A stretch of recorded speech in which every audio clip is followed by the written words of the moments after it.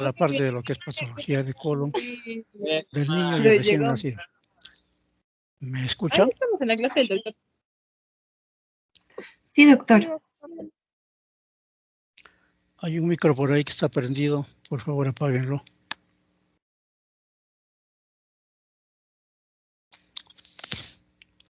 Bien.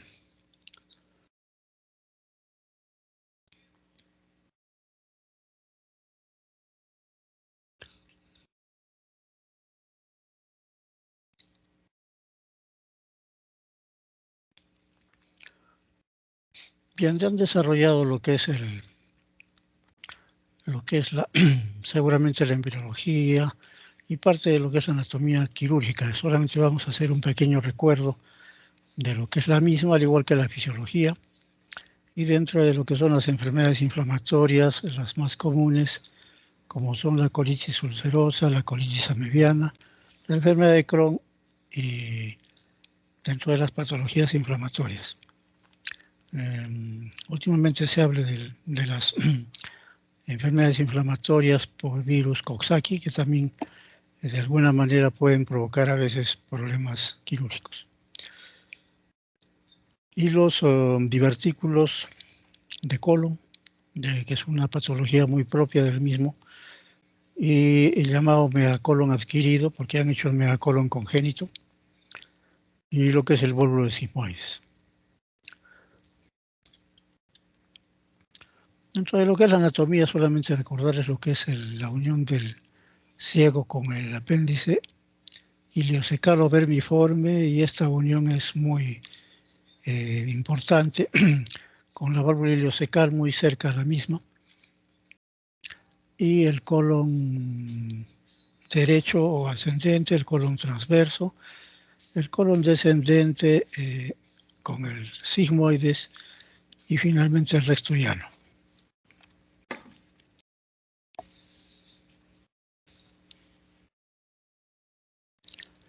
Esta es una endoscopía que en los adultos es más o menos fácil de reconocer. En cada segmento del colon hablamos de lo que es el ciego, que le mencionábamos hace un momento, endoscópica y vista radiográfica, ¿no? El colon transverso, el colon descendente, el sigmoides y el recto llano. Más o menos cada una tiene sus características que las hacen diferenciables uno de otro. Dentro de lo que es la fisiología de lo que es el colon, lógicamente es un órgano de depósito ya prácticamente de las excretas en lo que significa el tubo digestivo, y que va a permitir que se produzca la expulsión de las heces en un determinado momento.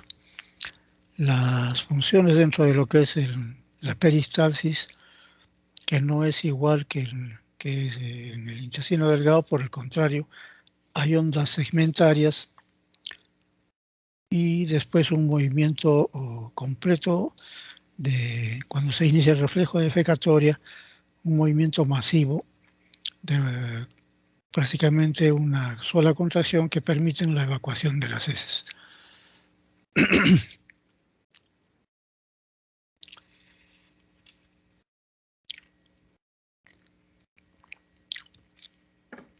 Sobre esta última actividad hay una controversia, lógicamente, entre lo que significa la posición más adecuada para la evacuación de las heces.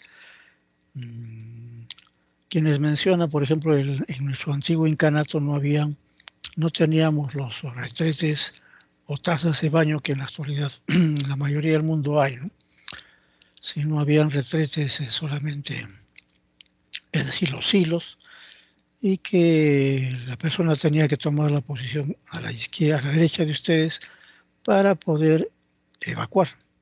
Y se dice que justamente esto es la posición sentado, los músculos del esfínter provocan una retención o continencia. Y en cambio la posición en sentado produce una relajación, y del músculo puborectal y la persona puede evacuar fácilmente las heces.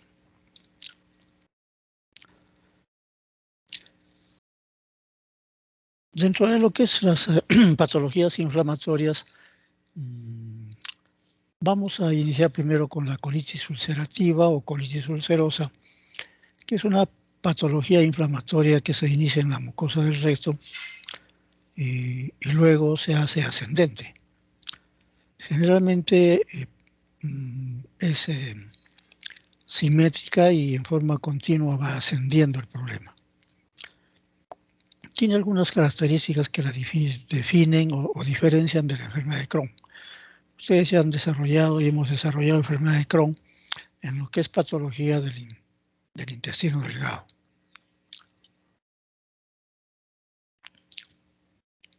Y en lo que es la patogenia de la colitis ulcerativa se dice que habrían varios factores, desde los factores genéticos, un tipo especial de ANCA que se ha encontrado entre el 54 y 84% de las personas,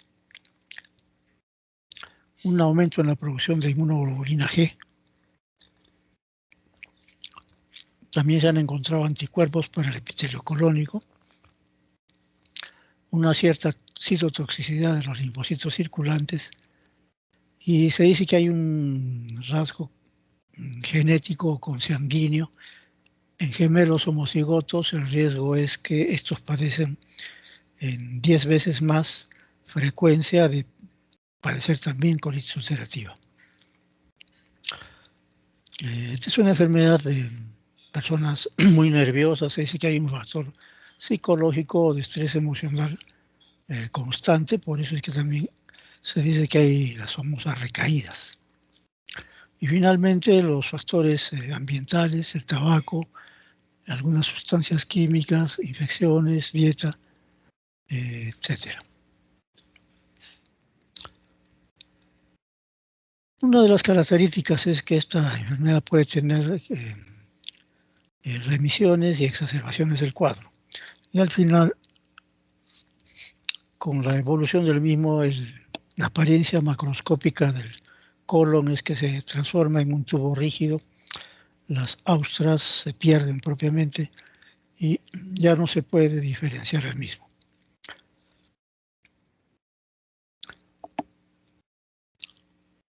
Básicamente son ulceraciones y que se van haciendo ascendentes, ya dijimos. Más es en raza blanca, en mujeres, el factor estrés ya dijimos. Y las teorías o de los factores, evidentemente, entre lo que es también la presencia de virus y el factor psicosomático. Macroscópicamente,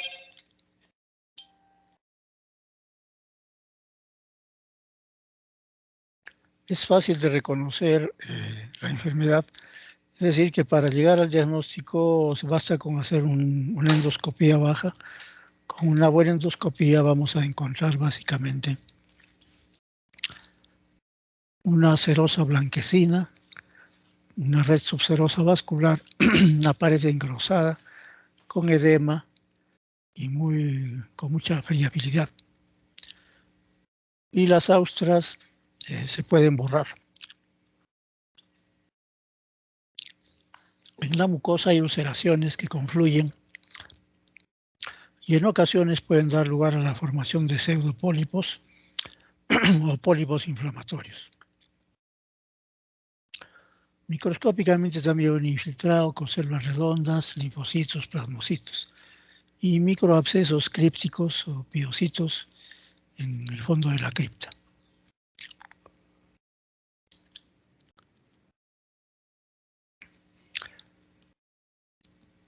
Desde el punto de vista anatomopatológico también vamos a definir que en la colitis ulcerativa no se van a tomar las capas profundas, a diferencia de la enfermedad de Crohn, que sí la toma. La vista del empedrado y que básicamente hay la formación de pseudopólipos.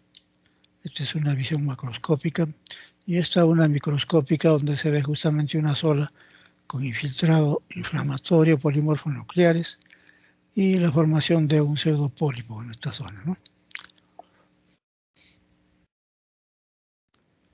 otra con la formación de un pseudopólipo propiamente, con las mismas características y a mayor aumento. Los síntomas pueden presentar en forma gradual, pero ocasionalmente pueden tomar la forma de una gran prostorragia,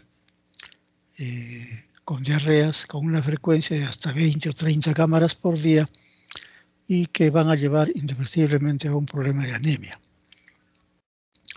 Y al hacer nosotros el estudio de las heces, vamos a encontrar que efectivamente hay moco, pus y sangre.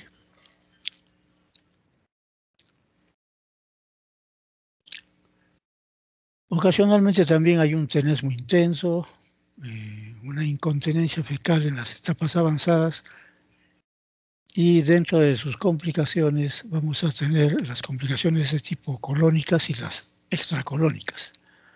Y entre las colónicas, las propiamente del colon y las anorrectales.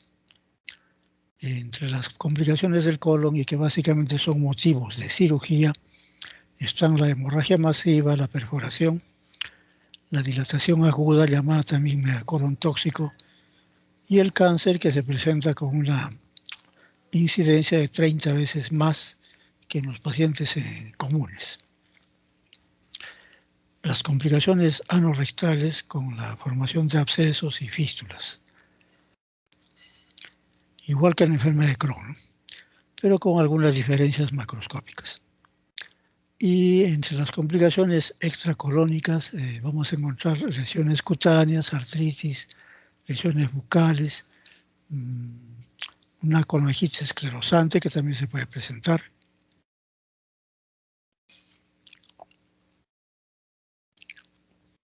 Más o menos en porcentaje, hemorragias 1%, perforación 3%, dilatación aguda 8%, el llamado megacolon tóxico, y abscesos y fístulas en el 15%.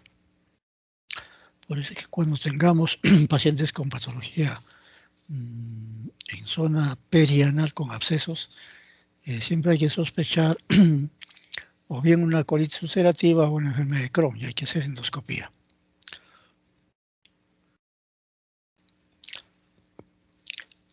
Ya dijimos las complicaciones extracolónicas. A nivel de piel, un 18% de las personas pueden presentar lesiones tipo exantema, urticaria, eritema, piodermatitis, ampollas. Lesiones o dolores articulares 11%, conjuntivitis, iritis 3%, aptas 15%, la hepatitis, dijimos con colangitis 2%, y trombosis venosa profunda en el 4%. Ocasionalmente también podría haber, por la trombosis venosa, embolía pulmonar.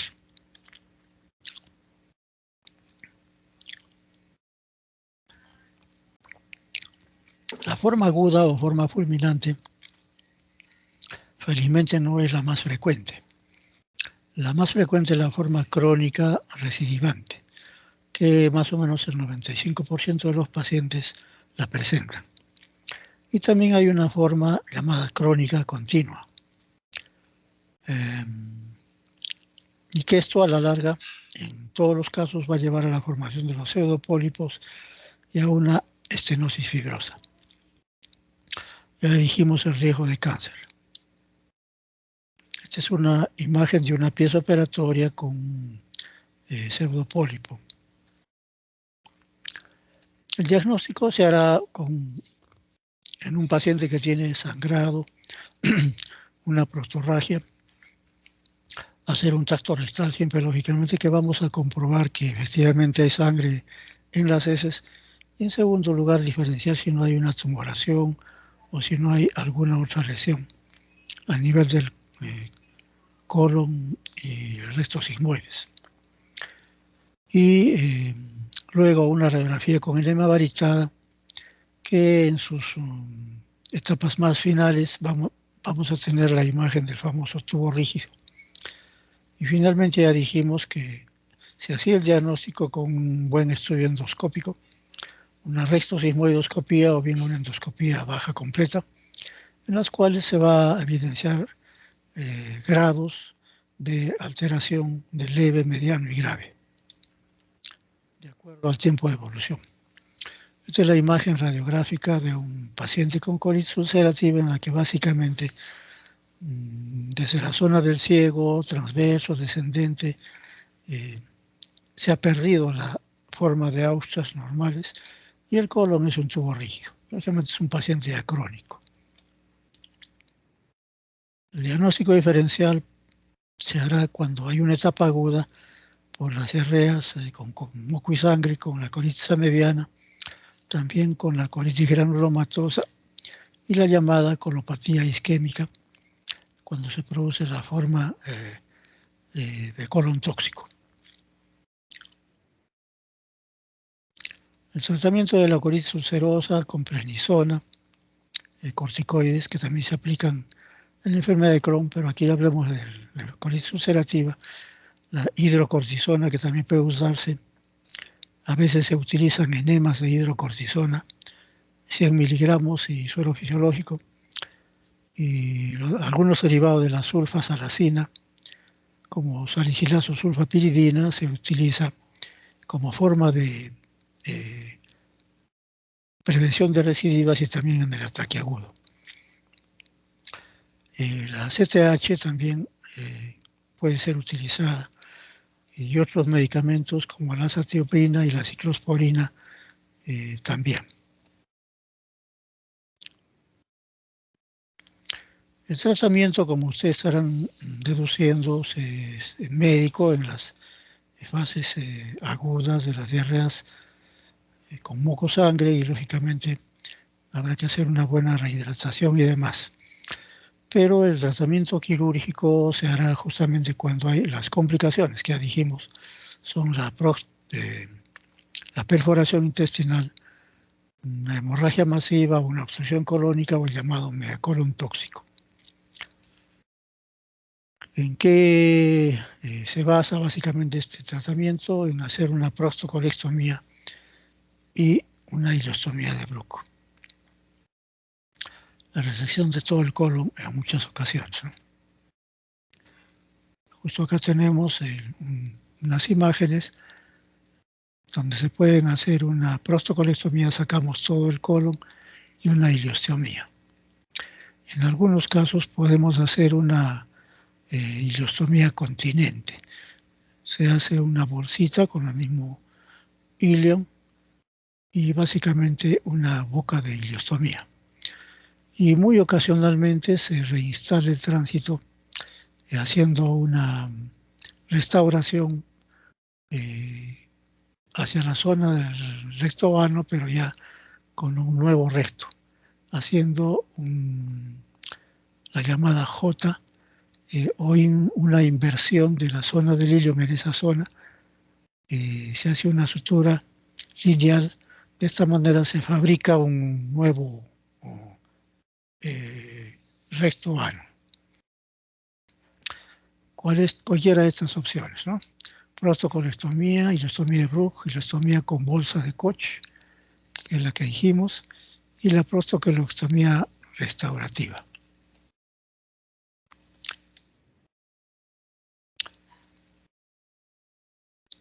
Prostocolectomía con ileostomía, en una vista lateral cómo queda el ilium básicamente en la ileostomía. En forma electiva se puede también planificar la cirugía en la colitis ulcerativa en la forma crónica continua, cuando hay complicaciones extracolónicas, cuando hay complicaciones anorrectales serias, cuando hay una estenosis fibrosa o en forma de prevención o tratamiento del cáncer. Ojo, tratamiento electivo. Una imagen endoscópica.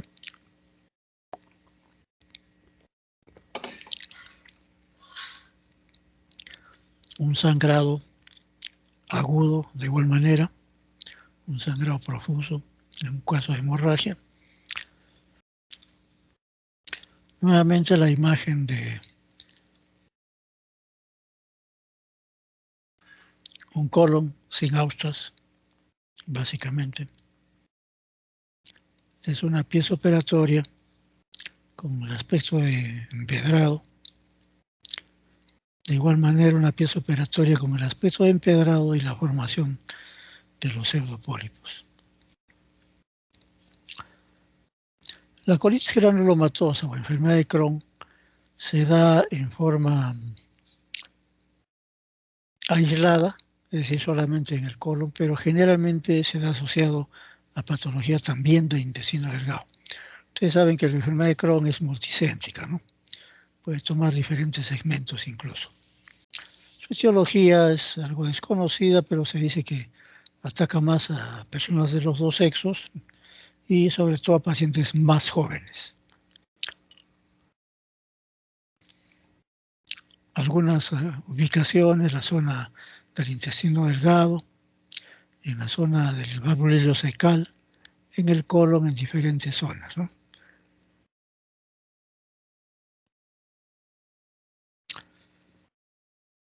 En la colitis granulomatosa también se va a establecer una forma de empedrado, pero no hay la presencia de pseudopólipos.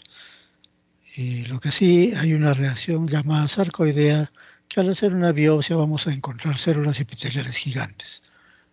Y como dijimos, en la enfermedad de Crohn se toman todas las capas del colon, no solamente la mucosa.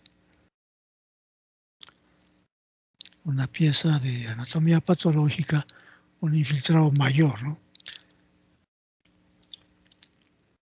A un mayor aumento también. Y acá sí es característico esta imagen de un empedrado, ¿no? Parece una calle antigua de la Antiquilla.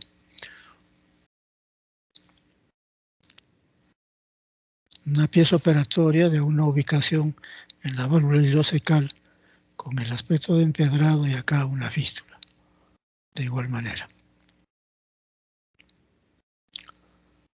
En la enfermedad de Crohn se van a dar algunos síntomas que son también más o menos característicos, pero normalmente casi no hay diarrea, tampoco hay hemorragias, pero sí hay dolor abdominal. Y en ocasiones se puede encontrar una masa palpable. Por la cronicidad, el paciente va a la tendencia de bajar de peso y cuando hay fisuras anales, que es una complicación frecuente, estas fisuras tienen una base ancha. Al hacer un examen simplemente recto sigmoidoscópico o un examen anal, vamos a encontrar la fisura que es de un aspecto especial.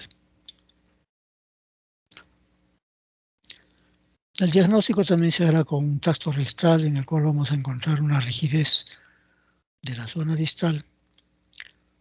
En los rayos X, zonas de estenosis segmentaria, y en la endoscopía la reacción sarcoidea con células gigantes, que básicamente hacen el diagnóstico. Las complicaciones que ya dijimos son complicaciones intestinales, fisuras, abscesos, fístulas y también complicaciones extraintestinales.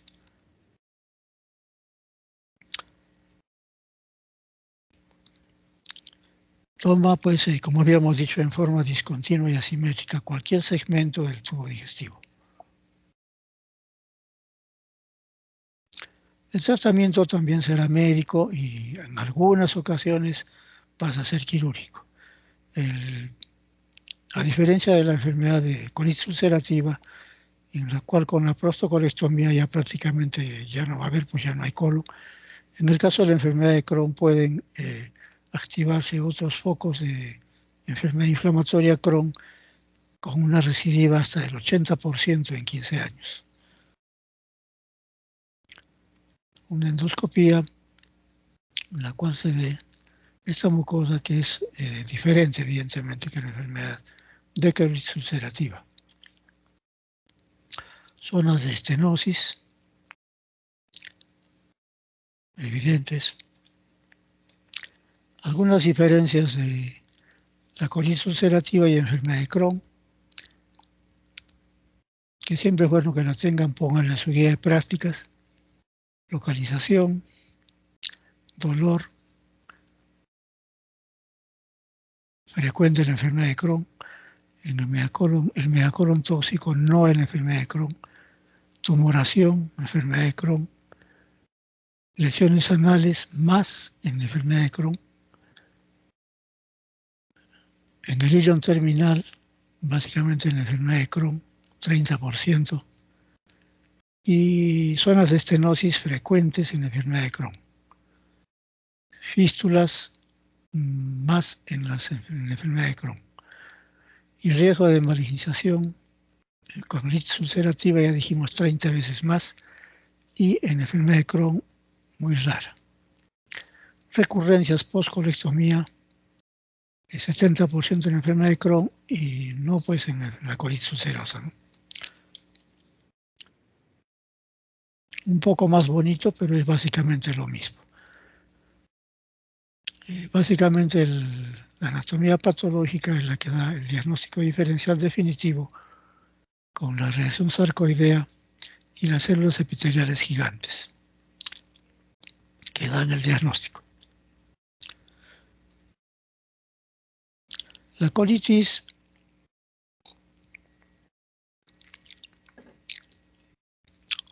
amebiana, que es una enfermedad inflamatoria, en este caso por un parásito, las amebas, ameba histolítica, más que la ameba coli, producen una diarrea con moco y sangre, que podría ser diferenciable de la colitis ulcerativa. Pero al hacer el estudio, lógicamente vamos a encontrar pues, los famosos trofozoitos de la ameba histolítica, ¿no? El cuadro quirúrgico se establece cuando hay un colon tóxico, al igual que en la colitis ulcerativa, y también una perforación intestinal, que va a dar lugar a una peritonitis generalizada. La forma trofozoítica, que es la infecciosa, y la forma de quiste de la ameba histolítica. Acá en la radiografía se pueden establecer, cuando se hace una buena radiografía, algunos puntos que estoy señalando con la flecha, que más o menos podrían ser los puntos donde se hacen nichos de ubicación de la ameba y que podrían ser sitios de perforación, que justamente son estos, donde estamos señalando. Y que en algún momento podría haber una perforación. Una pieza operatoria de un colon tóxico, pero por amebas en este caso. Una superinfección puede provocar este colon tóxico. También una ubicación de estas criptas donde se ubican las amebas. De igual manera aquí en esta imagen, ya a mayor aumento histológica. El tratamiento de la colitis amebiana es médico generalmente y se utiliza el metronidazol o el 6-nidazol. En el caso del metronidazol, 500 miligramos cada 8 por 10 días. El 6-nidazol puede reemplazárselo, tratamiento por 2 días. Y la paramomicina, 30 miligramos por kilo por 15 días más.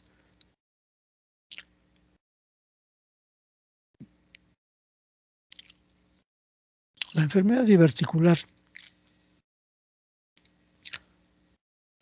es una enfermedad producida por los movimientos propios del colon. ¿Cuál es la característica? Que generalmente en la parte distal del colon hay algunas zonas coincidentes con las auchas que son zonas de debilidad, por donde atraviesa justamente el vaso venoso arterial y también el nervio correspondiente. Y son puntos de debilidad por donde empieza a producirse las famosas protrusiones de la mucosa y se va a producir al final los divertículos.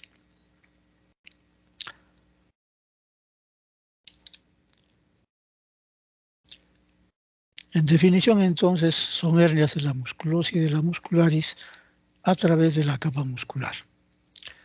Localización, ya dijimos, mayormente en el colon sigmoides, 75%, y hay cierta asociación con pacientes que también tienen hernia hiatal y que pueden tener colelitiasis, enfermedad coronaria, asociadas. Y se dice que en este caso los divertículos tendrían mucha relación con el factor dieta baja en residuos.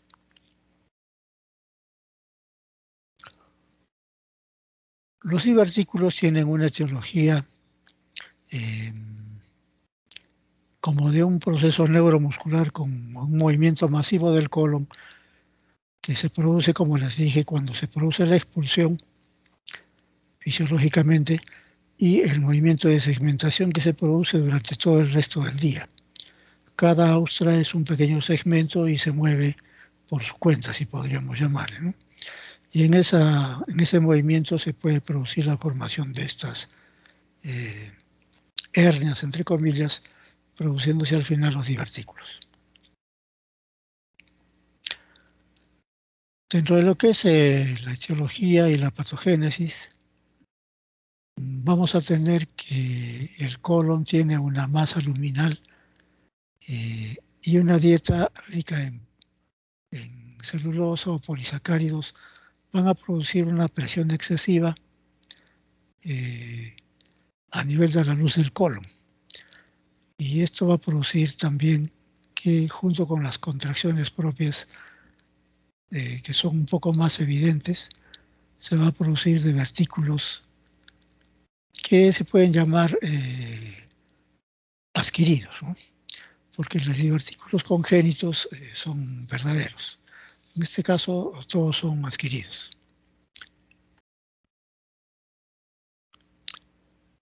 Bien, esta es una imagen radiográfica de un divertículo, un colon con muchos divertículos, ¿no? Básicamente más en el colon derecho. Múltiples divertículos a manera de botoncitos de camisa en todo el colon. No es difícil el diagnóstico. Una buena radiografía con contraste varitado es fácil hacer el diagnóstico. Pero también una buena endoscopía. Esta es una bolsita de un saco diverticular en un paciente con hemorragia digestiva y que tiene aquí pues incluido un coágulo de sangre, ¿no?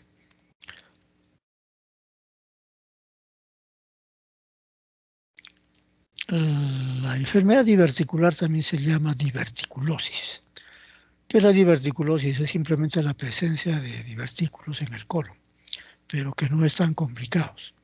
A un paciente se le hace una radiografía o una colonoscopia y se encuentran los divertículos y le preguntan, ¿le duele alguna molestia? No, ninguna. ¿Alguna vez ha tenido sangrado? No, nunca. Son divertículos, diverticulosis. Pero cuando el divertículo se convierte en un cuadro clínico y quirúrgico también, cuando se produce una inflamación, una diverticulitis aguda similar a lo que es la apendicitis aguda, que va a haber dolor en el cuadrante inferior izquierdo o faucílica izquierda, muchas veces y generalmente con una masa palpable que se ocasiona por la aglomeración de las asas, el epiplon que va a ubicarse en esa zona cuando alcanza y se va a formar una peridiverticulitis. Es lo que se detecta como masa palpable. El paciente ocasionalmente viene con dolor marcado y fiebre ocasionalmente y a veces también se acompaña de cierto grado de obstrucción intestinal por la misma inflamación de la peridiverticulitis. Y la hemorragia, por el contrario, se produce por el factor vascularización de los divertículos que, como les dije, pues van con su vaso arterial, su vaso venoso y su nervio correspondiente. En el colon derecho son más frecuentes las hemorragias. Por eso cuando se produce una hemorragia hay que hacer una endoscopía completa del colon, una endoscopía baja completa, para definir el punto de sangrado. Y lógicamente también otras de las complicaciones de los divertículos son la obstrucción intestinal baja en este caso y las fístulas que también pueden producirse. El diagnóstico ya lo dijimos, un enema de Vario, en la cual también puede haberse una fístula ocasionalmente, una sigmoidoscopía, una endoscopía baja completa y una angiografía selectiva, en algunos casos de hemorragia digestiva donde querramos saber el punto de sangrado. Una inflamación diverticular, diverticulitis. Esta es una tomografía donde se ve en la parte baja ya una zona, un divertículo que se ha inflamado y se ha producido pues una aglomeración entre asas delgadas y epiplón, produciéndose esta masa que se puede palpar y también se mira en la tomografía. Esta es una imagen endoscópica también. Hay aparentemente como una zona de celdas o nichos que son los divertículos. El tratamiento va a ser médico cuando lógicamente no hay ninguna complicación. Y podríamos hablar de un tratamiento prediverticular, básicamente un tratamiento higiénico dietético, para evitar que las personas que sean estreñidas, por ejemplo, puedan llegar a formar divertículos. Por otro lado, en los casos de diverticulitis, se va a dar un tratamiento de reposo gástrico, básicamente. Como va a haber reposo gástrico, hay que hacer un buen tratamiento hidroelectrolítico, tratamiento antibiótico, y si va a hacer durante mucho tiempo el proceso inflamatorio, podemos utilizar soporte nutricional parenteral, ¿no? Todo depende de las condiciones del paciente, si tiene una edad avanzada y otros factores también.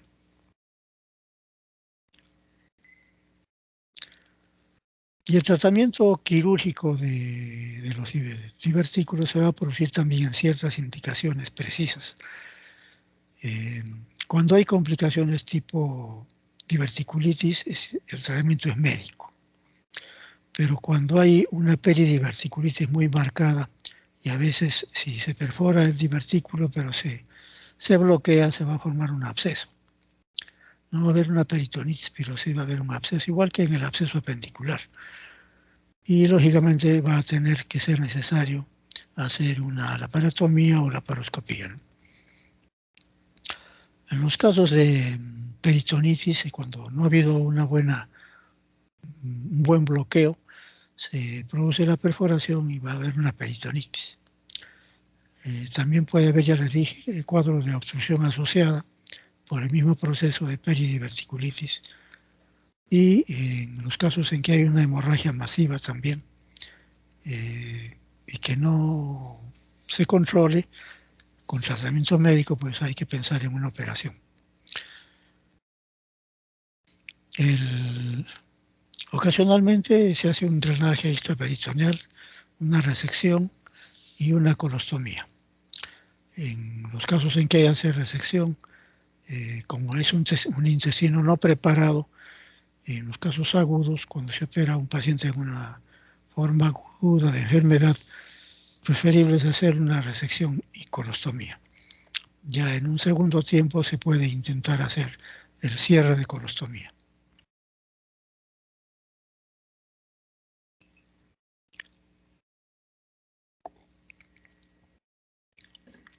Bien.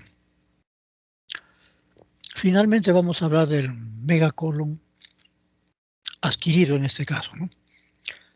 El megacolon congénito ya lo han desarrollado ustedes, así que va a ser más fácil de entender. En este caso abarca distintas entidades clínico-patológicas. Lógicamente puede haber megacolon con bólvulo de colon en el lado derecho, en el transverso, también en el lado izquierdo, sobre todo en el sigmoide, donde es mucho más frecuente. Ya vamos a ver que el bolo de sigmoides es la patología benigna de obstrucción intestinal baja más frecuente que cualquiera otra.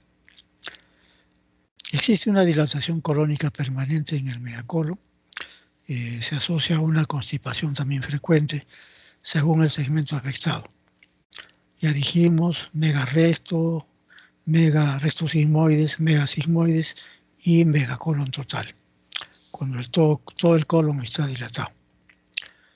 El grado máximo que hemos encontrado dentro de lo que es nuestra patología, nuestra experiencia, fue la de un jovencito de 19, 20 años que llegó de Hilo y que solamente hacía deposición 2 veces al mes, cada 15 días.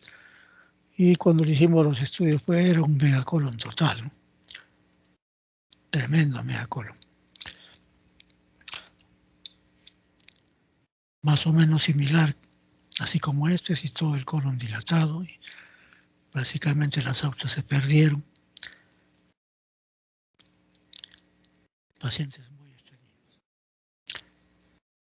El megacolon, según su fisiopatología, dijimos que es el primario, que ustedes ya lo han hecho, el congénito, y el llamado adquirido, que es el megacolon disganglionar del adulto.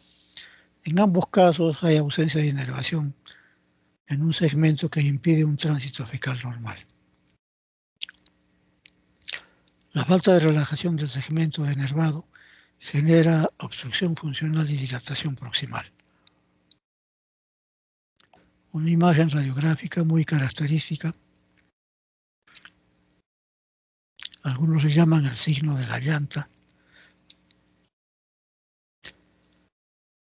El megacolon adquirido, que es producido en nuestro Perú básicamente por la presencia del Trypanosoma cruzi en la llamada enfermedad de Chagas. Ese Trypanosoma cruzi, en el momento de picar a la persona, a través de su tubo digestivo distal, elimina el Trypanosoma cruzi y la persona, al hacerse el rascado, se va a inocular el Trypanosoma en la zona de Sangrais donde se produjo la picadura. Y al final, vía sanguínea va a llegar a la zona de los plexos mientéricos de Auerbach y se va a producir el megacolon adquirido.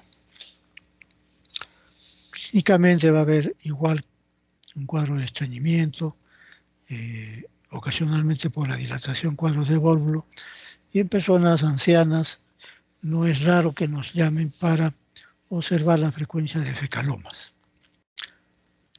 En la radiografía vamos a utilizar un enema varitado, en la cual vamos a observar también la dilatación marcada del colon.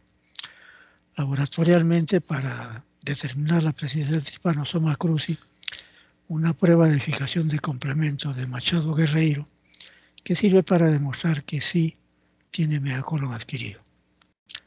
El tratamiento quirúrgico, que básicamente casi siempre es una hemicolectomía izquierda. La vinchuca, no, básicamente, que es la productora, la chirimacha, va a picar, pero por sus heces va a eliminar el Trypanosoma cruzi. Esto es frecuente en lugares en los valles costeños, Majes, la zona de Aplao, y para la otra zona en el Valle de Tambo también, por la costumbre de criar los famosos conejeros o cuyeros, donde entre las rendijas se ubica este animalito, que lógicamente también se alimenta de la sangre de los cuyes, ¿no? Tiene una característica bandeleta en la parte del lomo, a manera de bandeletas negras alternadas con un color gris, pues es fácil de reconocer. Al final del cuadro clínico se va a producir una gran dilatación de todo el colon.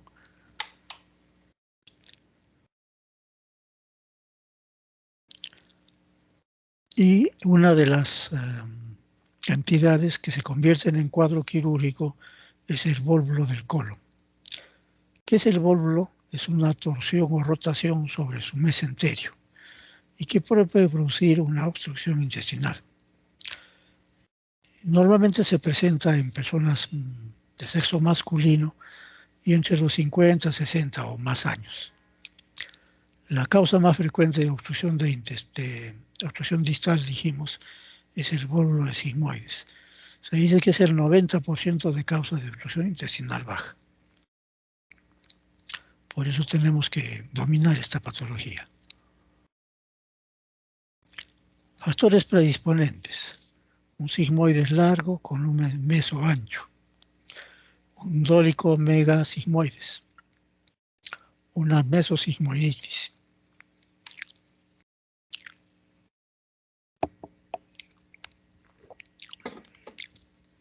El estreñimiento crónico, una presión atmosférica baja que se da más que todo en las zonas de altura,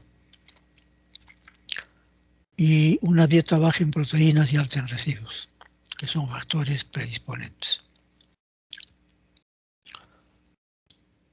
Y entre los factores desencadenantes del bólulo de sigmoides, los esfuerzos físicos, ingestión de irritantes o tóxicos, traumatismos abdominales, crisis de diarreas y uso de purgantes. Estos tres se dan de una forma sumatoria, sobre todo en las fiestas patronales y demás, de mucho arraigo y de mucha costumbre en nuestra serranía, porque generalmente pues los matrimonios, fiestas y demás son pues no de un solo día, ¿no? Son de 3, 4, 5, 6 hasta 7 días. Si alguno de ustedes es de allí, de la zona de Puno, zona de Cusco, no nos dejarán mentir, ¿no?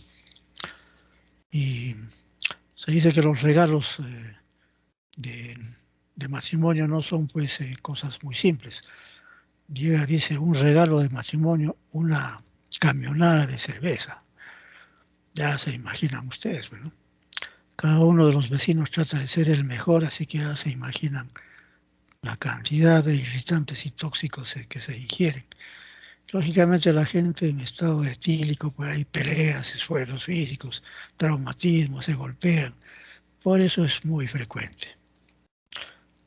El doctor Frisancho, que tuvimos el honor de conocerlo, vino a dar una charla allá por los años 1985, otra en 1989, aquí en Arequipa, y pues él tenía, pues probablemente es el médico, el cirujano, que más bólulos de sigmoides ha operado en el mundo. Sus escritos se conocen a nivel mundial. Entonces el bólulo de sigmoides tiene un diagnóstico clínico radiológico, clínico de obstrucción intestinal y radiológico al hacer la radiografía, que puede ser una radiografía de abdomen simple en posición de pie y otra en decúbito, que siempre hay que hacer en cuadro de obstrucción intestinal, ¿no? Y que el paciente va a venir bajo estas características, un abdomen marcadamente distendido. El tratamiento médico va a ser el tratar de hacer enemas a presión dirigida con sonda rectal. O ocasionalmente se podría utilizar un sigmoidoscopio rígido. Unos médicos hindúes presentaron un trabajo en un congreso utilizando sigmoidoscopios rígidos, pero cuando presentaron sus trabajos, el gastroenterólogo, el cirujano tenían que tener un traje tipo de los que ahora utilizamos para el coronavirus, es decir, con máscara, gorro, doble guante, traje especial o espacial, le decíamos nosotros antes, pero que ahora son de uso frecuente por el problema del coronavirus. Decían que tenía buen resultado, pero nosotros en nuestro hospital utilizamos la sonda rectal dirigida. Tenemos la experiencia de un colega que actualmente está en Moquegua, que se daba el trabajo de coser una sonda tras otra sonda, la cosía y en ocasiones, soy testigo, introdujo 3 sondas rectales. Oye, yo le dije, oye, no le digo el nombre, ¿no? Oye, vas a perforar el intestino. No se preocupe, doctor, va a ver cómo se va a destapar. Y lo destapó. Bueno, se hizo famoso el colega, ¿no? Nuestros demás residentes, porque normalmente el residente segundo, tercero, hacen el procedimiento. Cuando no pueden, tenemos que ayudarle nosotros. Y finalmente el tratamiento quirúrgico, que es la colostomía y resección y anastomosis. Sobre este tema de tratamiento quirúrgico hay controversia. Hay dos corrientes. El hacer una colostomía inicial a lo Arman decía el doctor Frisancho, no decía Harman. Hablen bien, decía el doctor Frisancho, David Frisancho. Y, él decía que primero tuvo una etapa primaria donde hacía colostomía y en un segundo tiempo hacía anastomosis, pero siempre hacía resección, ¿no? Y luego en un segundo tiempo, después que adquirió más experiencia, se atrevió a hacer el tratamiento en un solo tiempo, es decir, haciendo la resección y la anastomosis. Su experiencia fue regular, no excelente como la anterior, pero era pues el doctor David Frisancho, ¿no? Si algún paciente no iba bien, pues no había mucho problema. Nosotros intentamos en 2 hasta 3 casos hacer resección y anastomosis en prima. Los 3 pacientes nos hicieron dehiscencia, por lo cual protocolizamos en nuestro servicio el que todo paciente que llegaba con vólvulas sigmoides hacíamos colostomía de Arman, primero, resección, y en un segundo tiempo hacíamos el cierre de la colostomía con anastomosis término terminal o término lateral con sutura mecánica. Cuando nos llegó la sutura mecánica, esto se simplificó, no se hizo más simple.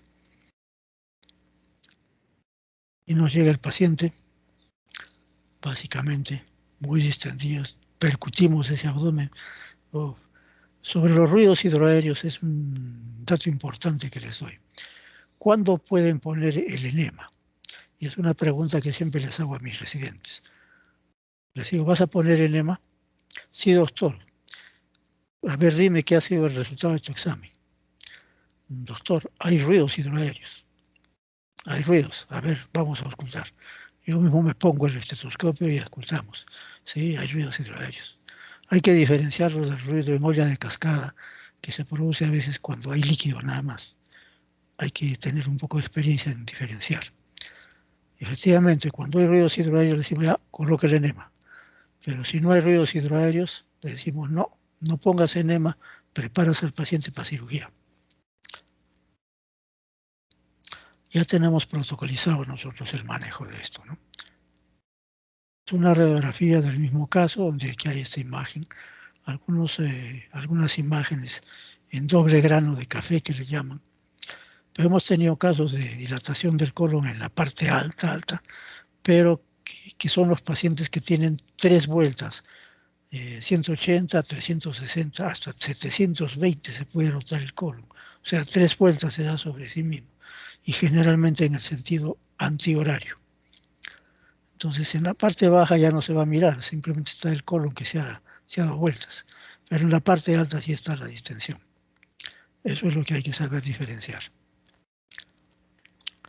Este es un colon que no tiene compromiso vascular, pero ocasionalmente hay, y cuando nosotros abrimos la cavidad, caja de Pandora, pues nos sale un intestino completamente necrosado, podrido, si se puede llamar, ¿no? Y muchas veces ya que se ha perforado, y ese es incluso en la zona del peritoneo, en el mesenterio. Otra imagen radiográfica, como les decíamos. Otra imagen radiográfica. En eso tienen que entrenarse bien. Tenemos que entrenar bien a nuestros residentes porque este es pan de cada día en lo que es nuestra patología de emergencia, ¿no? Acá se ve la marcada dilatación. Un paciente con cierta edad porque tiene una escoliosis marcada derecha-izquierda de su columna vertebral y también con cierto grado de osteoporosis, ¿no? Vemos que es un paciente de edad. Y acá está, por ejemplo, un colon casi con compromiso vascular, ¿no? Miren, todo el colon, básicamente. Acá las asas delgadas, también con edema y marcado compromiso vascular. producido por la presión, por lo llamado el síndrome compartamental, que es uno de los síndromes de abdomen agudo quirúrgico. Ustedes ya han hecho abdomen agudo quirúrgico. El síndrome compartamental es uno de ellos. ¿Y el intestino cómo va a estar así? Bien. Finalmente, se dice que la alimentación es un placer, ¿no? Pero también el acto defecatorio es una función muy importante para todos los mamíferos en general y en especial pues para el hombre. En este caso un pequeño elefantito, ¿no? Cumpliendo con sus funciones fisiológicas.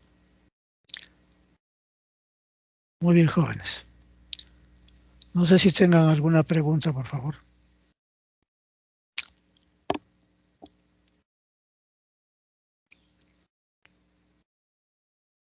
Lourdes.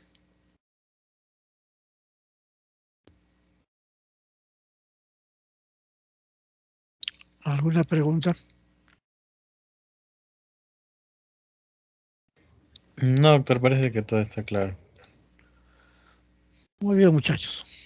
Bueno, les deseo mucha suerte en su examen del día de hoy a las 10 de la noche, ¿no? Que den un buen examen. Bueno, han tenido tantos días y cuentan con el apoyo de todos los santos que ayer ha sido, y también no es por bromearlo, sino de sus ancestros que los quieren mucho, sus abuelitos y las personas que siempre los han acompañado. Muy bien, jóvenes. Un buen examen y adelante. Ya nos encontramos en otro momento. Muchas gracias. Hasta luego, muchachos. Gracias, Hasta luego, doctor. Hasta doctor. luego. Hasta luego, doctor. Gracias, doctor. Hasta luego. Hasta luego.